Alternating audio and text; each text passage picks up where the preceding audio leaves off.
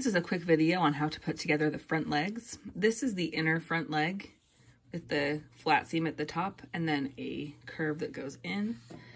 This is the outer front leg with the flat at the top, curve that goes out, and then a little foot pad. And the foot pad is actually incorporated onto this piece. Before we get started, I'll show you a couple of places that'll match up. This will go right sides together. And this line at the bottom of the foot matches this line at the bottom of the inner foot.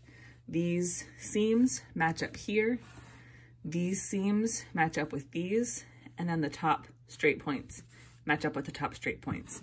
And this piece will kind of fight you as you're pinning it together. So if you're like me and you kind of skip pinning a lot of the time, this is not a place to skip pinning. It's hard to keep the feet together in the right place if you do that. So I like to pin at the major points first. So up at the top corners is the first place. And then I move to the next seam.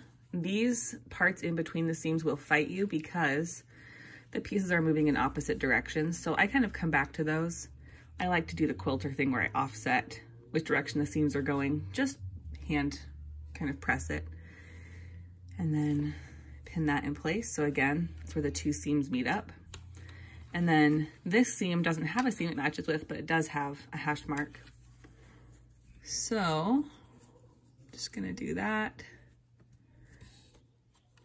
Pin this seam right on that hash mark. Take this hash mark on the toe, match it up with this hash mark in the center of the foot. All right, pin that. Do another one here, work my way back up the other side. This will be a longer video, but I think it's worthwhile to see the entire process going together because these pieces do fit, they just don't want to fit. And then again, match these seams up. And we're back to that other top corner that we started with.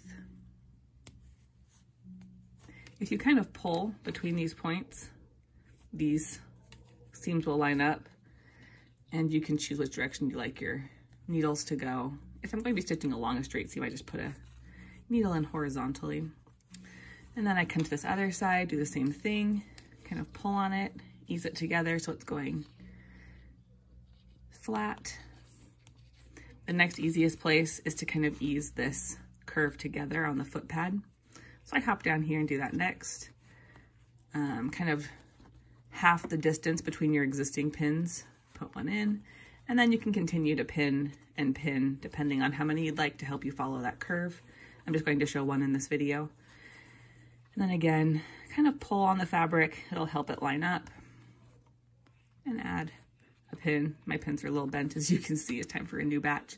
This one is kind of the tricky one because you have curves moving all kinds of different directions. But again, if you pull on it like this, it'll line it up.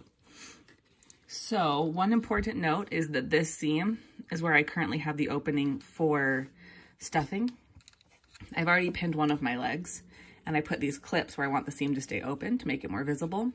I want to mirror that on this. So instead of putting it on this side, I want the opening over here. That way when the tortoise is finished and the legs are kind of like this, the openings and your hand stitching will be toward the back and not visible from the face. So I will just pull this seam to make it flat. See, it does match up. It just doesn't seem like it wants to.